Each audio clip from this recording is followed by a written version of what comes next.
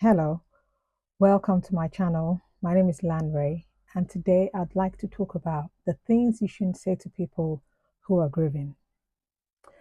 Number one, you shouldn't say to them, you should have prayed, you should have called us to pray, you should have done this, or you should have done that. More often than not, people who are grieving are already grappling with guilt of what they should or shouldn't have done. So you telling them that they should have prayed or they should have called this person or they should have done this, um, they would have said those things to themselves. And you telling them is just adding more to the stress that they're already feeling about losing their loved ones. Um, I remember somebody did actually say that to me when we lost our dad 15 years ago. And she said, "Oh, you should have called us. We would have prayed." And at the time, I didn't say anything. I was just so deep in my grief that I didn't even know what to say. I was just sat there, sad and crying about the fact that I've just lost my dad. And this is somebody who's come to visit, who's come to, um, you know, share their love with us and to come and be with us. And the first thing they're saying to me is that, "Oh, you should have prayed about it, or you should have called us to pray about it, and we would have had a prayer circle, and we would have done this, and we would have done that." And the truth is that sometimes things happen and no one has the answers to everything, and no one has the answers to why things happen or what they could have or what they should have done. Like I said, the person who's grieving their loved one is already grappling with the guilt of what they could have done or what they should have done. So when you're coming to pay them a visit and you're coming to tell them how sorry you are that they've lost a loved one or that their loved one has passed on, the last thing they want to hear from you is the prayers that they could have said or the things that they could have said. Or I think people sometimes aren't able to get out of their own selfish needs, or sometimes because they don't know what to say, the things that they say comes out really wrong, or sometimes it comes out rather rude or insensitive, I would say. So, yeah, please don't say that. Don't say they could have prayed or they should have used this medication or they should have done this. Don't say that. My next thing is actually linked to my first note, which is telling people about other people who've survived the same illness. Like, okay, say somebody has just passed from a sickness or from a car accident, and then you go pay them a visit or you're calling them on the phone, and then now you're telling them about somebody else who's been through the same thing, but they've survived it. What do you think that does to them? What do you think that really does to people? The person who's lost a loved one is already beating themselves up emotionally. Even though some of these things make no rational sense, they are already dealing with that in their minds that, oh, maybe if I had done this, even though there was nothing, in most cases, there's nothing you could have done to avoid your loved one passing.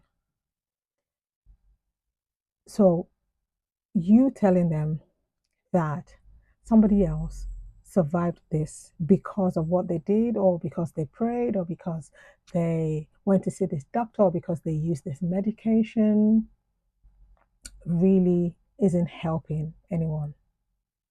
You have to think about when you're there to pay someone a visit, when you're there sitting with someone who's grieving. If put yourself in their position, and what would you want somebody else to say to you if you were in that position? Think about that. Sometimes you don't really have to say anything. Sometimes all you need to do is sit with them, and that's just enough. So don't go telling them about somebody else who's survived the same illness, because what is that going to do? My next point is, don't ask people or don't ask them a detailed information about what happened. I know we're all curious naturally by nature. As humans, we're all curious. But you asking the person who's just lost their loved one to tell you a detailed story about what really happened, I think is highly insensitive. Like, oh, what happened and how did they die and um, what really happened? Think about the person who's already down with grief and sorrow, and you telling them to then retell the same story. From experience, when you do go through grief and when you've lost a loved one, there people come to visit you at home. Um, People come and they call you. Your phone is buzzing. Can you imagine them having to retell the story over and over and over and over again all through the weeks? What do you think that does to them? It must be draining. It must be physically exhausting, emotionally exhausting for them to start retelling. Unless they offer you that information, you shouldn't really ask a detailed information about how the person passed, because what is that going to do, really? Is that going to change the course of events? Is that going to bring the person back? Is that going to really help the grieving person to help them come to terms with what's just happened to them? Is that really going to help? So please do not ask them for a detailed information about what happened. The next thing I've put down is what we all do, and I've done it too.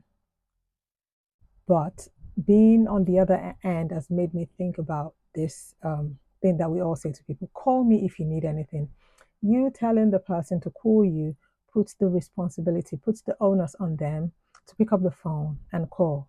More often than not, the person who's going through grief is either bombarded with the admin work of packing up, selling, um, filling out death certificates, planning a funeral. If the person died in a different country, having to book tickets, having to book flights, travel. The last thing they will want to do is pick up a phone and call.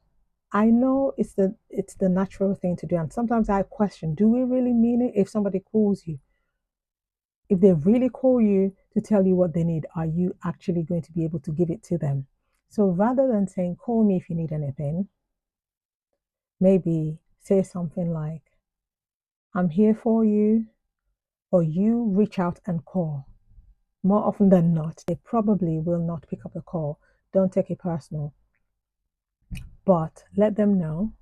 Send a message, text, leave a message to say, I'm calling today just to check up on you. You don't have to feel the pressure to respond. I'm just here checking up on you. I will call you again in 2 days' time. I'll call you again next week. I'll call you again tomorrow. That way, the pressure is off them to feel like they have to call, you know? And if they don't pick up, don't take it personal. It's nothing personal. Um, I think it's more thoughtful that way. You send a message, I'm just checking in on you. You don't have to say anything. Um, but telling them to pick up the phone and call you and let them know if they need anything, even though that sounds sensible, really isn't practical. Um, I think those are my points. Those are the points that come to mind. I'd like you to share in the comment if anything comes to mind, if there's anything that you've experienced as a person who's been through grief, or if you know somebody who's been through a loss. What are the things that you think people shouldn't say to people, or should, or what are the outrageous things that people have said to you, or what are the things that you think people should consider um, when trying to be there for someone who's grieving? I think I would leave with this: that we as people, to be there for somebody else, have to put ourselves in their position. We have to come out of ourselves to put ourselves in the person's position and ask, what would I want somebody to do for me if I'm going through exactly the same thing that this person is going through? How would I like to be comforted? How would I like to be supported? And then try and offer such support to your loved ones or to your friends. And if they're not immediately responsive to the love and the support that you're giving out, don't take it personal. It's just part of the grieving process. But make sure that your door is always open for them to come back to you. I pray this touches somebody. I hope it does touch someone. I hope it was helpful. Yeah, thank you for watching, and I'll see you on the next video.